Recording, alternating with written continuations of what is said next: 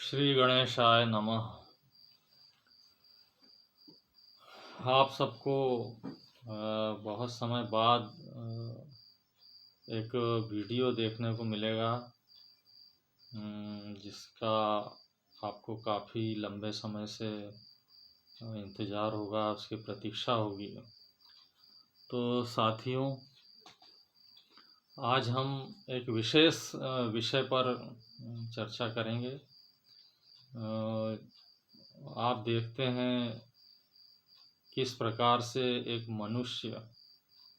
रात दिन व्यस्त रहता है, कितना काम करता है, कितनी समस्याएं उसके जीवन में होती हैं,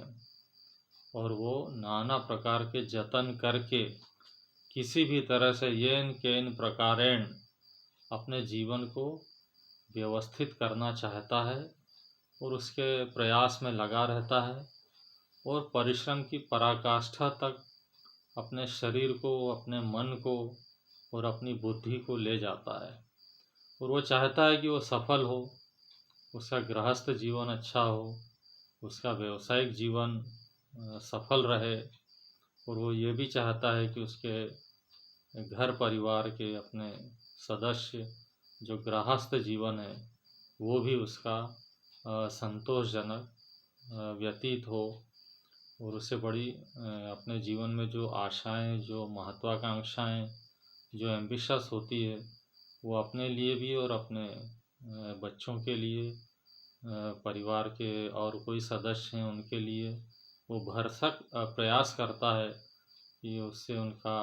जो जीवन है वो सुखी जीवन हो जाए। दर्शकों, आप ये समझ लीजिए कि मनुष्य अपने स्वयं के प्रयास तो करता है, लेकिन आपने ऐसी बहुत सी बातें सुनी होगी कि जो भी हमारा प्रयास होता है, परिश्रम होता है, हमारा जो कर्म होता है, वो तो हम कुछ सीमा तक स्वयं उसको कर सकते हैं कि हमें ये प्रयास करना चाहिए, हमको इस क्षेत्र में ऐसे काम करना चाहिए। या ये भी हो सकता है कि हम आसपास से, अपनों से या किसी हितैषी से उस बात के लिए या उस समस्या के लिए या जीवन में कुछ कोई घटना हो जाती है, या कोई आपका कोई उद्देश्य होता है, कोई बड़ा काम होता है, तो कोई लोग छोटे छोटे कामों के लिए भी दूसरों पर आश्रित हो जाते हैं। तो हम किसी भी तरह से ये जानना चाहते हैं कि हम अपने जीवन को इन संकटों से, दुखों से, या ये संघर्षों से, या असफलता से हम उसको कैसे बचा सकते हैं। और हम जो भी प्रयत्न करते हैं, जो भी हम परिश्रम करते हैं, जो पुरुषार्थ हम करना चाहते हैं, उसके उद्गम के लिए भी हम बहुत कुछ सोच विचार करते हैं कि हम किस तरह से ये विचार या कि उस कार्य को या उस लक्ष्य को हम पा लें जो हमारे जीवन में हमको लगता है कि इसका होना अति आवश्यक है। तो दर्शकों, मनुष्य का जो भटकाव है, उसकी जो अशांति है, उसका तोड़ या उसका कोई उपाय जो है वो इतना सरल नहीं होता है। हर मनुष्य की ये जो धैर्य शक्ति होती है, जो सहन शक्ति होती है, जो उसके अपने मन की जो चंचलता होती है, उस पर नियंत्रण नहीं रख पाता है, और गाहे बगाहे ऐसी त्रुटियां कर देता है जिससे कि उसके कार्य में एक अधूरापन रहता है। उसकी जो सफलता होती है वो आंशिक होती है, या फिर वो उसमें असफल होता है। और कुछ लोग आपको ऐसे भी मिलेंगे जो तनिक प्रयास से भी सफलता पा लेते हैं, और फिर वो दूसरों को इसी तरह से प्रेरित करना चाहते हैं कि देखो, हमको तो ये इतनी शीघ्रता से या इतने अल्प प्रयास से मिल गया है, या हमको सफलता मिली है, हमने कोई कॉम्पिटिटिव एग्ज़ाम फाइट की है, हम उसमें सफल हुए हैं, या हमारा जो किसानी का काम है, या जो हमारा व्यापार है, या हमारी दुकान है, देखो हमने उसको आरंभ करते ही जो है उसमें सफलता पा ली और ठीक से चलने लगी। पर ऐसा हर किसी के साथ नहीं हो सकता है। कोई भाग्यशाली प्राणी ही ऐसा होता है जो जन्म से या फिर अपने जीवन के आयु के जो हमारे दो दो तीन अवस्थाएं होती है मनुष्य के शरीर की या उसके जीवन की, तो उसमें वो या तो बाल्यावस्था में, किशोरावस्था में अथवा युवावस्था में या फिर प्रौढ़ावस्था में या उसके बाद वृद्धावस्था में भी लोग सफल होते देखे गए हैं। तो ये आवश्यक नहीं होता है कि हम अपने आरंभिक जीवन में या शैक्षणिक जीवन के समाप्त होने तक कोई अच्छा व्यवसाय या कोई व्यापार या कोई बढ़िया गवर्नमेंट सर्विस हुई या कोई अच्छा करियर बना लें। ये एकदम संभव नहीं होता है। हमें प्रयास तो करना ही चाहिए कि हम जो भी गाइडलाइंस हमारे पास होती है हम उनको फॉलो करते हैं तो हमको लगता है कि हम इसको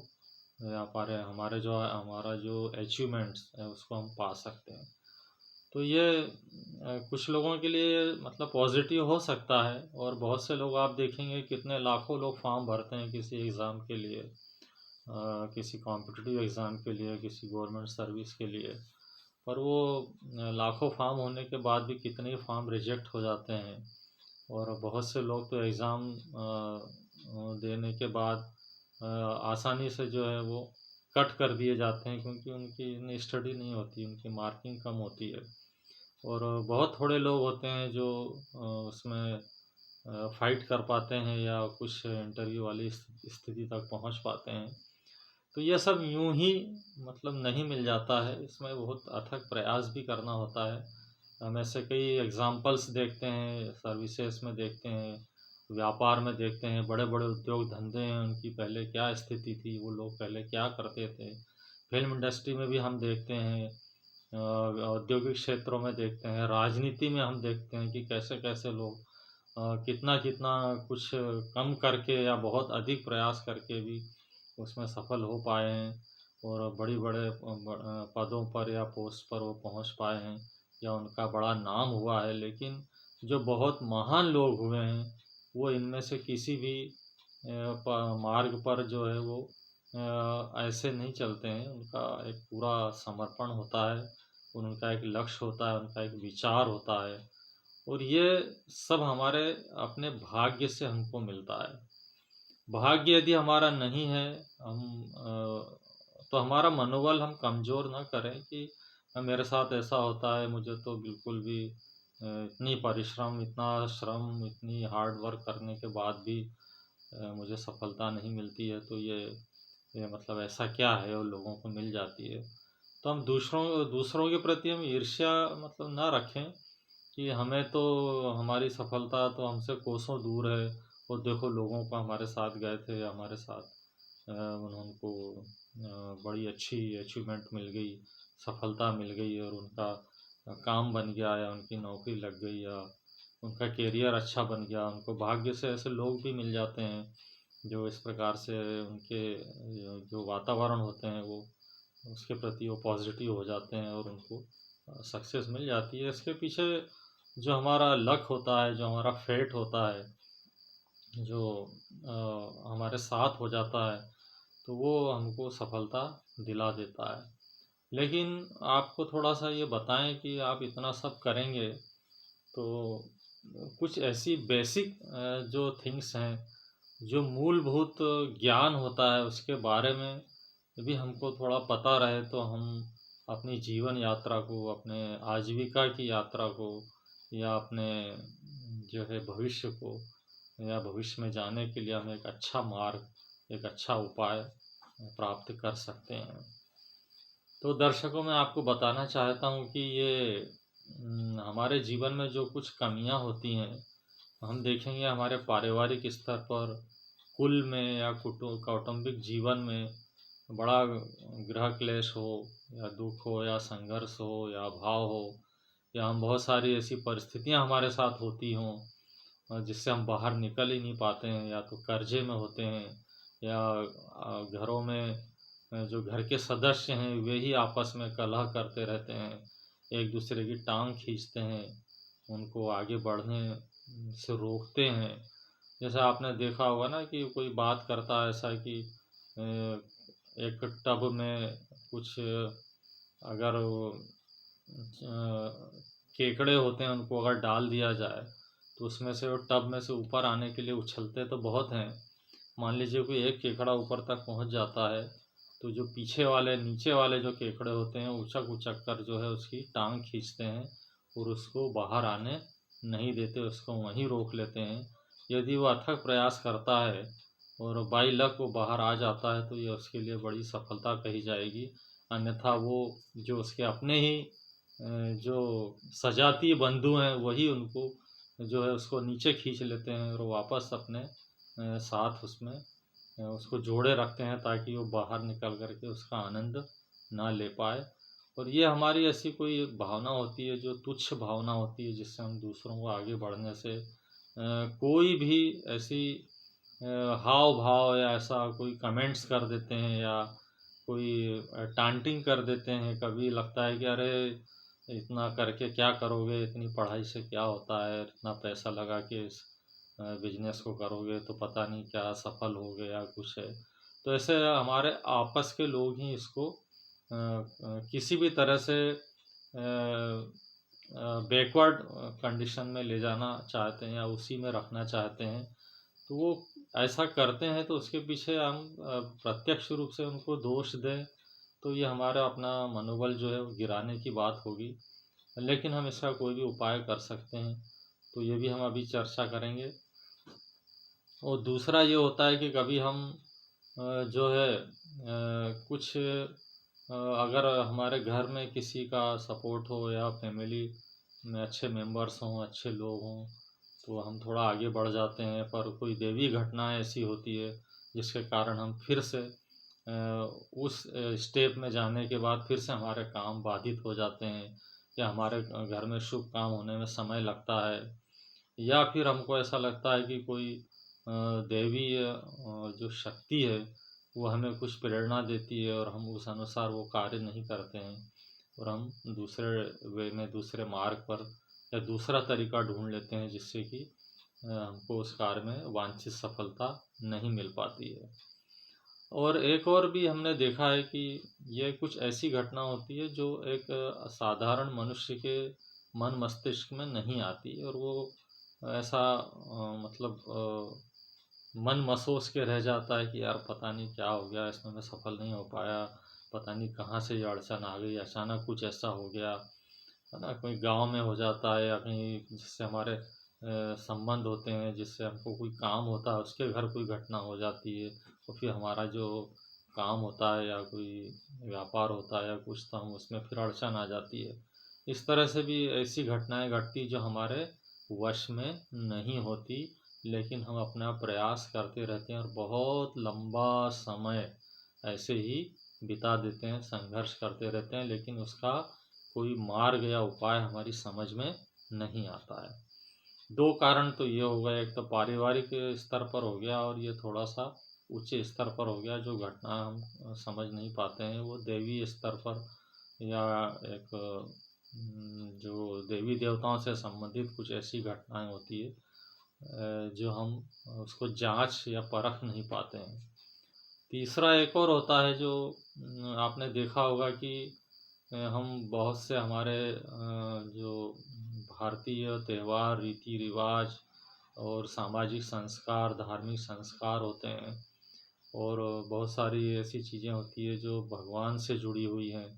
जो हर घर में कुछ ना कुछ उसके बारे में जो हिंदू धार्मिक मान्यताएं हैं, जो हमारे कुल के भी हैं,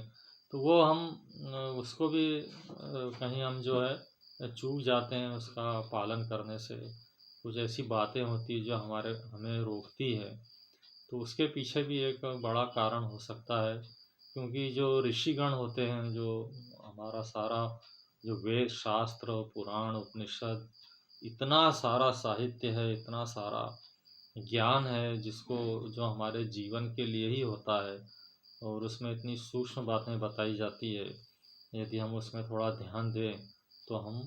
उस जो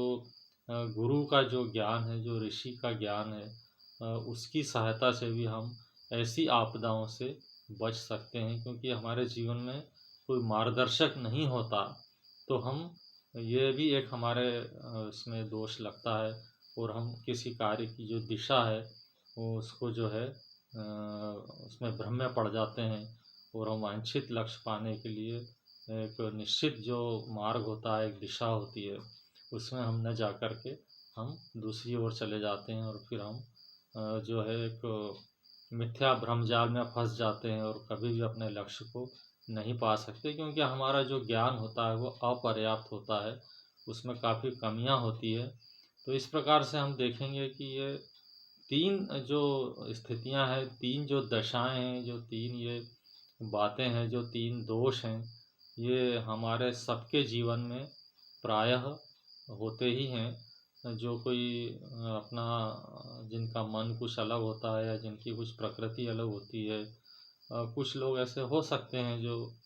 इन बातों पर विश्वास न करें, लेकिन मैं आपको बता दूं कि हर मनुष्य के जीवन में तीन प्रकार के दोष होते हैं या तीन प्रकार के ऋण होते ही हैं। इसमें जो समस्याएं हमारे जीवन में आती है उसका भी ये कारण है। तो ये हमारा शास्त्र ज्ञान है कि हमें तीन प्रकार के ऋण, जब एक मनुष्य जन्म लेता है, जितने भी मनुष्य हम सब हैं इस धरा पर, जो हम कहाँ से आए हैं, क्या है ये अभी तक खोज का विषय है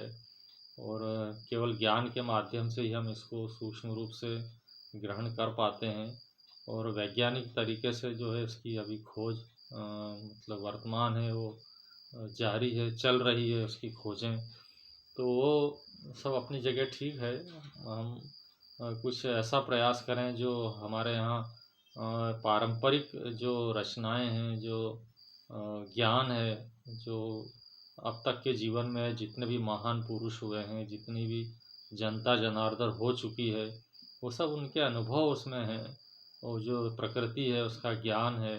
जो ईश्वर ने जो नियम बनाए हैं उसके साथ ही ये सब प्रकट हुआ है, अवतरित हुआ है। तो ये जो ज्ञान होता है ये सदा ही रहता है, चाहे कोई भी काल हो, कोई भी परिस्थिति हो, ज्ञान सदा सर्वदा कल्याणकारी और उपयोगी होता है। तो साथियों, आप थोड़ा धैर्य रखें और सुने कि जो ऋण होते हैं जिससे हमारे जो जीवन में काफ़ी कष्ट होता है और बड़ा संघर्ष होता है, इतनी पीड़ा होती है कि हम चकरा जाते हैं, हमको ये समझ में ही नहीं आता है कि हमारे साथ क्या हो रहा है। और हम किसी से पूछते भी हैं तो कोई उसका संतोषजनक उत्तर नहीं दे पाता है और हम इतने भड़बड़ा जाते हैं, इतने विचलित हो जाते हैं कि बस जहाँ भी होता है वहाँ हम पैसा खर्च करने लगते हैं और उसका कोई भी निदान चाहते हैं, चाहे वो बीमारी हो, चाहे हमारी कोई पारिवारिक समस्या हो या हमारी व्यापारिक या हमारे जीवन को कैरियर को आगे ले जाने वाली कोई ऐसी घटना हो या कोई ऐसा प्रसंग हो और कुछ ऐसी बातें होती हैं जिससे हमारे जीवन में शुभ कार्य नहीं होते, तो उसमें ये सब एक कारण होता है। और हमारे जीवन में प्रायः गुरु का जो चलन है वो अब वापस मतलब चलने आगे देखने में आ रहा है। बहुत इस क्षेत्र में अब काफ़ी उन्नति हो चुकी है। तो आप देखेंगे कि ऐसे भी गुरु हैं जो या मार्गदर्शक हैं जो ठीक से मार्गदर्शन दे सकते हैं, लेकिन आपके जीवन को, हमको खुद को हल करने के लिए स्वयं को आगे आना चाहिए, तो ही हम उसका कोई समाधान पा सकते हैं। तो हम ये चर्चा कर रहे थे कि हमारे जीवन की ये जो बातें हैं उसमें पितृ ऋण, देव ऋण और ऋषि या गुरु ऋण, ये तीन ऋण होते हैं। जो ऋण होता है, जो हम आप ऐसे भी समझ लीजिए कि जो तीन प्रकार की जो ऋण है, यदि हम इसको भौतिक रूप से देखें कि हमको किसी से हमको काम पड़ता है या कोई हम सहायता लेते हैं किसी की, और यदि वो हमारे साथ अच्छा करता है तो हम उसके ऋणी हो जाते हैं, क्योंकि जो उपकार होता है उसका भी ऋण होता है। उपकार कोई दूसरा करता है, वो हमारे लिए करता है, हमको सहयोग करता है, वो भी हमारे लिए ऋण का काम करता है। आप प्यासे हो, आपको किसी ने पानी पिला दिया, तो आपका उसको तो पुण्य मिलता है, पर आपको भी सहायता मिलती है, आपको भी उसका जो प्यासे हैं तो प्यास बुझती है, तो एक तृप्ति का अनुभव होता है। पर इसमें भी कहीं न कहीं ऋण छुपा होता है। इसलिए आपने देखा होगा कि जो बहुत महान होते हैं या योगी होते हैं या आप धार्मिक कर्मकांड करने वाले होते हैं या इस क्षेत्र में धार्मिक आध्यात्मिक क्षेत्र में जो लोग होते हैं वो बहुत कम ग्रहण करते हैं किसी दूसरे से। उनको लेना है तो वो यही कारण होता है। बहुत से साधु आपको आज के समाज में भी मिल जाएंगे जो पानी भी नहीं पिएंगे या कुछ बड़ी आपत्ति विपत्ति स्थिति में ही वो भले इसको ग्रहण करें, क्योंकि जीवन अनमोल होता है और प्राण संकट में हो तो फिर वो कोई सहायता लेके भी वो उसका, हालांकि ऋण तो चढ़ता ही है, तो हम किसी की भी सहायता लेते हैं तो इससे अच्छा है कि हम आत्मनिर्भर बने। हमारा शास्त्र वचन है कि व्यक्ति को स्वयं उपार्जन करना चाहिए, स्वयं अपनी समस्या का हल ढूंढना चाहिए। भगवान उसी की सहायता करते हैं जो स्वयं अपनी सहायता के लिए तत्पर होता है, यानी जो पुकार लगाता है, वो प्रार्थना करता है, वो अनुग्रह चाहता है, तो अवश्य भगवान उसके जो मन के जो भी भाव होते हैं, जो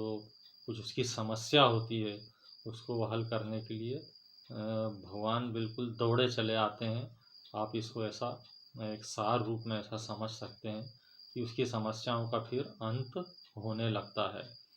तो हम ये कहेंगे कि अगर मान लीजिए पितृ ऋण है, पितृ ऋण कैसे दूर होगा, पितृ ऋण में क्या समस्याएं आती है, तो हम पूर्व में आपको ये बता चुके हैं कि पारिवारिक स्थिति होती है उसमें, और जो दूसरा ऋण होता है वो देवी ऋण होता है। तो उसमें देवी देवताओं से संबंधित जो सृष्टि के 33 कोटि देवता हैं उनसे संबंधित भी ऋण हो सकता है। हो सकता है क्या, हम तो एक थोड़ा सा भाषा है, ये बोलने का ढंग है, पर ऋण तो होता ही है और सामान्य जन उसका ध्यान नहीं देते हैं, तो कि उसको उतारने का प्रयास करें। तो बहुत से लोगों को आपने देखा होगा कि जो तीज त्यौहार होते हैं उसमें वो इसका निदान करते हैं। ब्राह्मण लोग इसका ध्यान रखते हैं कि आपको किस तरह की पूजा कराना है, कैसे कराना है, कौन से मंत्र का उच्चारण होगा और क्या स्थिति परिस्थिति रहेगी, किस देवी देवता का पूजन करना है, तो वो आपको किस क्या कष्ट है और आपके वर्तमान जीवन में और भविष्य के लिए क्या ऐसे उपाय हो सकते हैं। तो वो बहुत सारी बातें हैं, वो जो एक सामान्य जो होता है विधि विधान होता है वो भी कर सकते हैं, और हम अपने जीवन को और विशेष बनाना है तो उस तरह के भी उपाय किए जा सकते हैं। तो हम पितृ ऋण से और देव ऋण से इस प्रकार से ये कृत्य करके जो शुभ कृत्य हैं, इनको हमारे सुकृत हैं जो पुण्य कर्म हैं, इनको करके भी हम इनसे बच सकते हैं, इनके उपाय भी हम कर सकते हैं। और एक होता है जो ऋषि ऋण होता है। ऋषि ऋण में हम ये कह सकते हैं कि गुरु ऋण। अभी बहुत से आजकल ऐसा भी चर्चा में सुनने में आता है कि हम शिक्षा दे रहे हैं, हम कॉलेज में पढ़ रहे हैं, स्कूल्स में पढ़ रहे हैं, इंग्लिश मीडियम में पढ़ते हैं, या जो भी हमारी एक लेवल होता है वो हमको मिल जाता है, सुविधाएं मिल जाती हैं कुछ है। लेकिन ये भी एक प्रकार का जो गुरु है, वो गुरु भी ऐसे कई प्रकार के कहे गए हैं। तो एक ऐसे जो गुरु होते हैं, जो ऐसे शिक्षक होते हैं जो हमको जो सामान्य जीवन में या वर्तमान परिप्रेक्ष्य में जो सांसारिक जीवन चलाने के लिए, आजीविका चलाने के लिए या उस व्यापार वृद्धि या उस क्षेत्र में जाने के लिए भी हम शिक्षा को ग्रहण करते हैं। तो अलग अलग विषय के अनुसार अलग अलग शिक्षक होते हैं जो उस बारे में आपको सिखाते हैं, जानकारी देते हैं या उसके बारे में व्याख्यान देते हैं, या आप उसको पढ़ते हैं तो हर साल प्रतिवर्ष जो है वो आप उस विषय में आगे बढ़ते जाते हैं, तो उसके आगे जाके उपाधि मिलती है या डिग्रीज़ मिलती है। आप एजुकेशन जब पूरी कर लेते हैं तो उसके बाद उस क्षेत्र में आप काम कर सकते हैं। तो वो एक हमारे शिक्षक होते हैं, जिसमें बहुत सी बातें जो है वो केवल शिक्षा या सांसारिक जीवन में जो कुछ होता है बहुत हम अगर अधिक उस पे मतलब संक्षेप में कहें हम, तो वो हमारे एक करियर के लिए वो सपोर्ट करती है ऐसी एजुकेशन। उसमें भी शिक्षक वो जो बहुत अच्छे होते हैं वो सिखाने का प्रयास करते हैं कि आप किस तरह से अपने जीवन में आगे बढ़ सकते हैं। तो एक ये धार्मिक चीज़ें होती है, वो भी आपके गुरु होते हैं। तो धार्मिक कर्मकांड और आध्यात्मिक जो ज्ञान होता है, ये मतलब बहुत एक प्रकार से जन सामान्य की उपलब्ध अवश्य है, पर ये बड़ा गूढ़ होता है। ये एक हमारी समस्याओं को कम भी करता है और हमें अपने जीवन को समझने में एक सरलता प्रदान करता है, जिससे कि हमारे जब जब हम ऐसे शुभ कर्म करते हैं, कोई कर्मकांड करते हैं, या कोई आपने देखा होगा कि लोग घर में कथा पूजन हवन करते हैं, तो ये सब जो है ऋषि ऋण के उपाय होते हैं, जिससे कि हम इस ऋण से भी अपने आप को सुरक्षित रखें, या इतना अवश्य कर लें कि हमें उसकी पीड़ा या उसका कष्ट या उसका दुख ना भोगना पड़े, अगर हम ऐसे ऋणी रह जाते हैं तो इस प्रकार से ये तीनों ऋण आप सुन रहे हैं कि ये तीनों जो ऋण हैं, ये हमारे जीवन को बड़ा अच्छा भी बना देते हैं, ऊंचा उठा देते हैं, और हमारे चित्त में जो है वो प्रसन्नता और एक शांति की प्राप्ति करा देते हैं। हम अपने अपने आप से हमको संतोष होता है, अपने जीवन से संतोष होता है। तो इस प्रकार से हम अगर अपने जीवन को जिएं और अपने बच्चों को भी ऐसा संस्कार दें, तो इस बात का हम ध्यान रखें कि ये हमारे मानने न मानने से नहीं होता है, ये है ही, ये बिल्कुल पाया जाता है, और इसका उपाय जो शास्त्र अनुसार होता है वही होता है। हम अपने जीवन को कैसे भी जी रहे हों, हम अपनी मर्जी से जीते हों, अपने मन से चल रहे हों, लेकिन उसका अपना परिणाम आपको सुख की प्राप्ति भले दिखाई देता हो, पर वास्तव में वो सुख जो होता है वो क्षणिक होता है, क्योंकि हम व्यसन करते हैं, हम बुराइयों की तरफ चले जाते हैं, हमें पता ही नहीं चलता है कि हम क्या चीज़ें हमारे जीवन से छूट रही हैं, घर परिवार बिखर रहा है, पति पत्नी में मनमुटाव हो रहा है, बच्चे इधर उधर जा रहे हैं, उनके मार्ग से वो भटक गए हैं, वो किसी का सम्मान नहीं करते, वे माता पिता से द्वेष रखते हैं, वो मित्र जो अच्छे होते हैं उनसे दूरी बना लेते हैं, और जो उनके जीवन को जो एक ऐसा लब्बो लुआब की ओर ले जाते हैं, जिससे उनको लगता है कि ऐसा आकर्षण पैदा कर देते हैं ऐसी बातों में, जिससे कि वो व्यसनों की ओर भी खींचा चला जाता है। चाहे छोटा व्यक्ति हो, कम उम्र का हो, अथवा प्रौढ़ व्यक्ति हो, वो भी ऐसी बुराइयों की तरफ सहज में आकर्षित हो जाता है, क्योंकि जो संसार है, जो मार्केट है, उसमें हर एक चीज़ ऐसी उपलब्ध होती है जो बड़ा आकर्षण रखती है, और मनुष्य जो है अच्छी बातों की ओर जाने में जो है उसको बड़ा ऐसा लगता है कि अरे ये तो बड़ा कष्टकारी है, इसमें तो हमको अपने विचार बदलना पड़ेंगे, हमको दूसरों को की तुलना में हम बेहतर हो जाएंगे, अच्छे हो जाएंगे, तो हमारे साथी छूट जाएंगे, तो हमारे साथ ऐसे लोग बैठने वाले नहीं होंगे जिनसे हमको बातचीत में सरलता होती है, जो बहुत विद्वान नहीं होते हैं, जो बहुत ज़्यादा समझदार नहीं होते हैं, जो उन्नति नहीं चाहते। तो ऐसे लोगों से मिलने से हमको बचना चाहिए, और कम से कम हम ऐसे बने कि हम उनके जीवन को भी थोड़ा सकारात्मकता की ओर मोड़ दें, और हम अच्छे कर्म करेंगे। अच्छे कर्म को समझना भी हमारी ही एक ड्यूटी है, हमारा ही कर्तव्य है। हमें ही अपने उस समझ को, अपनी बुद्धि को थोड़ा विकसित करके इन क्षेत्रों में होने वाले जो कर्म हैं, जो कार्य हैं, जो हमारे जीवन को उज्जवल बनाते हैं, उसको हमको करना चाहिए। तो साथियों, दर्शकों, आप जो है इस बात को नोट कर लीजिए कि जो 3 ऋण हैं, ये 3 ऋणों से हमें बचना चाहिए, या हमको उनके उपाय करके उनके दोषों से बचना चाहिए, अपनी रक्षा करनी चाहिए, और हम अपने जीवन को और खुलापन दे सकें, अपने विचारों को, अपने मन को थोड़ा बड़ा करें, अपने हृदय को विशाल करें, और हम इसके उपाय अवश्य करें, जिससे कि मार्गदर्शन भी आप ले सकते हैं। मार्गदर्शन लेने से ही आपको सही जो है वो समझ मिलेगी, सही एक दिशा मिलेगी, और आप उसका पर्याप्त जो है उसका उसके जो फल हैं, जो कर्म आप जो करेंगे, जो क्रियाएं करेंगे, जो उपाय करेंगे, तो उससे काफ़ी समाधान होता है। ये प्रत्यक्ष अनुभूत है, इसको कोई कहने की आवश्यकता नहीं है। ये तो अगर आप करेंगे तो उसका आपको वैसा फल मिलता ही है। तो मेरी एक आपको ये सलाह भी है कि आप कम से कम इन 3 ऋणों को, अगर आप बहुत अधिक नहीं समझ रहे हों, तो भी इनके पीछे जो समस्याएं मैंने आपको बताई थी, उनकी ओर आप अवश्य ध्यान दें, जिससे कि आपको ये एक जो है अनुमान लगाने में सुविधा होगी कि हाँ, मेरे यहाँ ये समस्याएं इस प्रकार की होती है और मैं इससे किस प्रकार से मुक्ति पा सकता हूँ, या मैं इनसे फाइट करके या कुछ अपने पुण्य बढ़ा करके भी मैं इनको हल कर सकता हूँ। तो आप वास्तव में आपका जीवन थोड़ा सरल लगेगा, ऊंचा उठता हुआ आपको अनुभव होगा और आप एक अच्छी स्थिति में आने लगेंगे। और इससे जब पितृ ऋण की जब आप कोई उपाय करेंगे तो पितरों को भी शांति मिलेगी, तो उनका आशीर्वाद आपको मिलेगा। आप देवी ऋण से मुक्त होना चाहते हैं, या आप कोई देवी ऋण आपके यहाँ कोई विशेष भी हो सकता है, कभी कभी 1-2 बार करने से भी हमको उससे आराम हो जाता है और वो समस्या फिर नहीं उत्पन्न होती है। कभी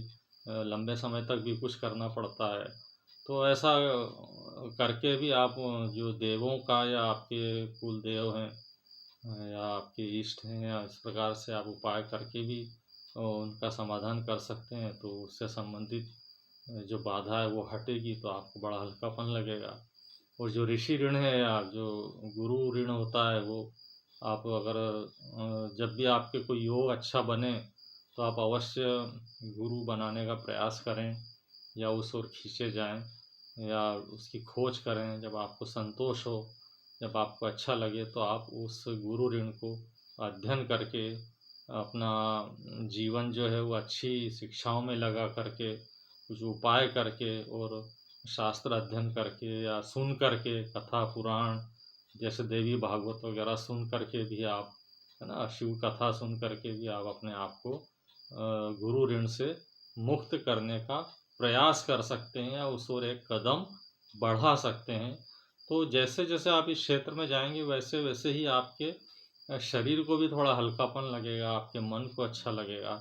आपकी आत्मा जो है वो आपको इसमें आपका सहयोग करेगी कि हाँ, आप ठीक चल रहे हैं। तो इस प्रकार से साथियों, आप जो है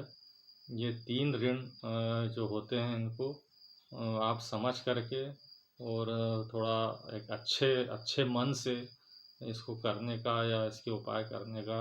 आप अवश्य प्रयास करें, तो आपको